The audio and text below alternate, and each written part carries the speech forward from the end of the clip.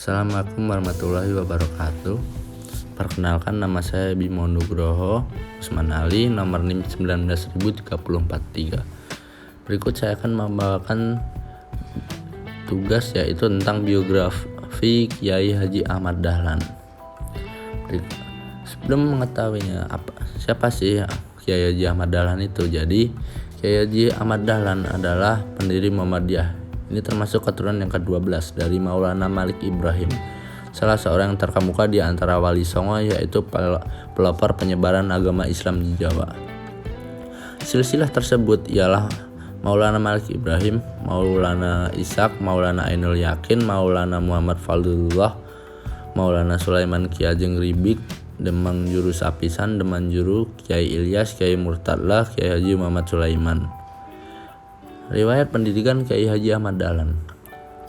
Pada umur 15 tahun, ia pergi haji dan tinggal di Mekah selama 5 tahun. Pada periode ini, Ahmad Dahlan mulai berinteraksi dengan pemikiran-pemikiran pembaharu dalam Islam, seperti Muhammad Afduh Al-Faqni, Rashid Rida, dan Ibnu Taimiyah.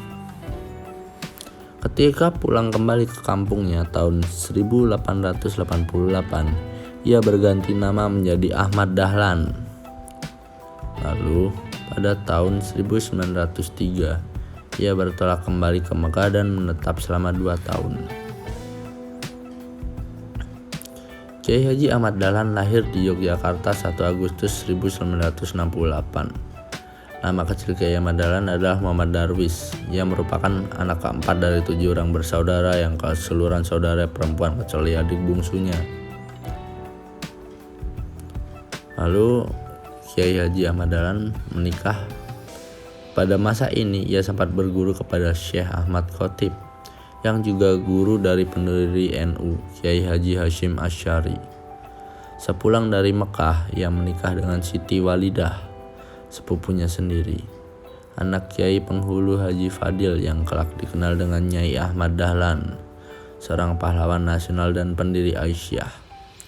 Dari perkawinan dengan Siti Walidah, Kiai Haji Ahmad Dahlan mendapatkan 6 orang anak, yaitu Johanah Sirad Dahlan, Siti Busro, Irfan Dahlan, Siti Aisyah, Siti Zoharoh. Samping itu, Kiai Haji Ahmad Dahlan pernah pula menikahi Nyai Abdullah, janda Haji Abdullah.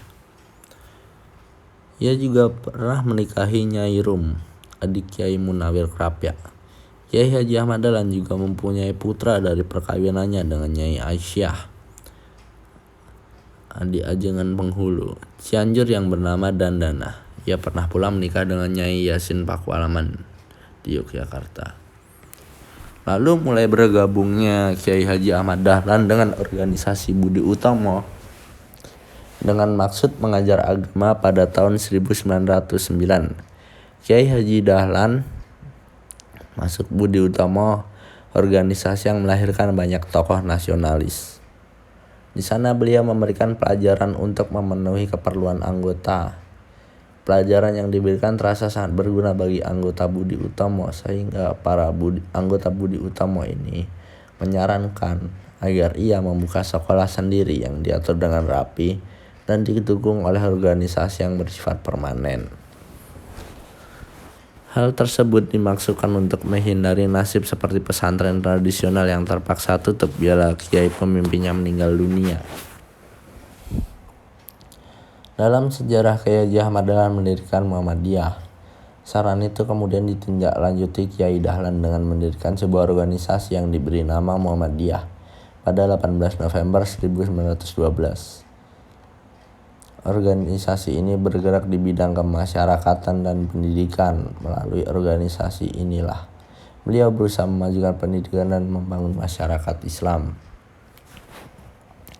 Lalu apa sih yang ada di pikiran Kiai Haji Ahmad Dahlan sehingga dia ingin membangun semuanya? Pemikiran Kiai Haji Ahmad Dahlan bahwa Islam hendak didekati serta dikaji melalui kacamata modern, sesuai dengan panggilan dan tuntutan zaman, bukan secara tradisional.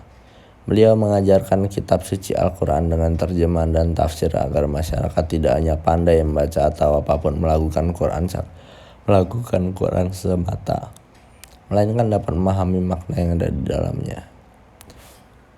Dengan demikian diharapkan akan membuahkan amal perbuatan sesuai dengan yang diharapkan Al-Quran itu sendiri. Menurut pengamatannya, keadaan masyarakat sebelumnya hanya mempelajari Islam dari kulitnya tanpa mendalami dan memahami isinya. Sehingga Islam hanya merupakan satu dogma yang mati di bidang pendidikan. Ia mereformasi sistem pendidikan pesantren zaman itu, yang menurutnya tidak jelas jenjangnya dan tidak efektif metode lantaran, mengutamakan menghafal dan tidak merespon ilmu pengetahuan umum. Maka Kiai Haji Ahmad Dahlan mendirikan sekolah agama dengan memberikan pelajaran pengetahuan umum serta bahasa Belanda. Bahkan ada juga sekolah Muhammadiyah seperti HIS, Mede Al-Quran. Sebaliknya, beliau pun memasukkan pelajaran agama pada sekolah-sekolah umum.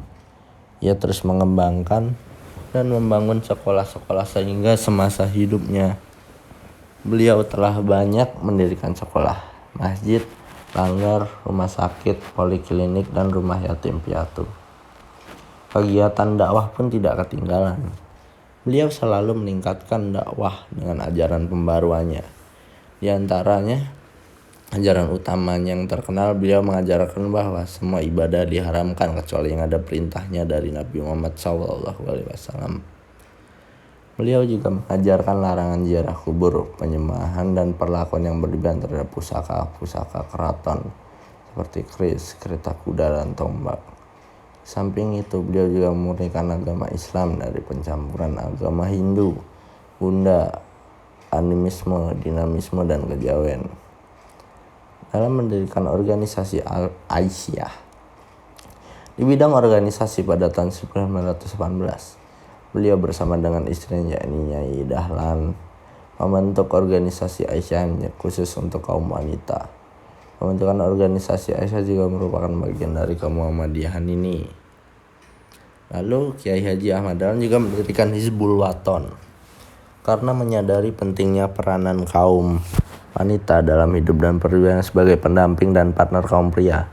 Sementara untuk pemuda, Kiai Haji Ahmad Dahlan membentuk Pathfinder atau Pandu, sekarang dikenal dengan nama pramuka dengan nama Hizbul Waton, atau bisa kita sering sebut HW. Di sana para pemuda diajari berbaris dengan genderang, memakai celana pendek, berdasi dan bertopi. Hizbul Waton ini mengenakan uniform atau pakaian seragam mirip pramuka sekarang. Pembentukan Hizbul Waton ini dimaksudkan sebagai tempat pendidikan para pemuda yang merupakan bunga harapan agama dan bangsa.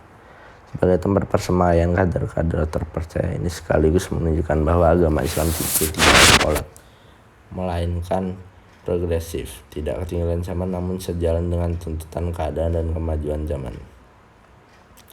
Karena semua pembaruan yang diajarkan Kiai Dahlan hanya gak menyimpang dari tradisi yang ada saat itu, maka gerak dan langkah yang akan dipandangkannya. Sang Kiai diteror seperti diancam dibunuh, rumahnya dilempari batu dan kotoran binatang. Ketika mengadakan dakwah di Banyuwangi, beliau diancam dibunuh sebagai palsu. Lalu Muhammadiyah sebagai organisasi tempat beramal dan melaksanakan ide pembaruan.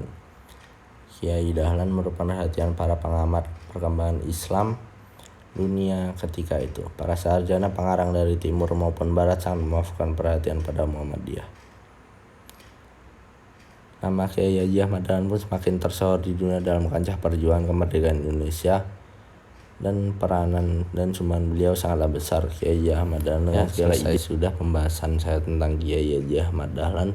Semoga dapat bermanfaat untuk teman-teman semua dan dapat dipahami dengan mengerti mungkin. Saya pamit undur diri. Wassalamualaikum warahmatullahi wabarakatuh.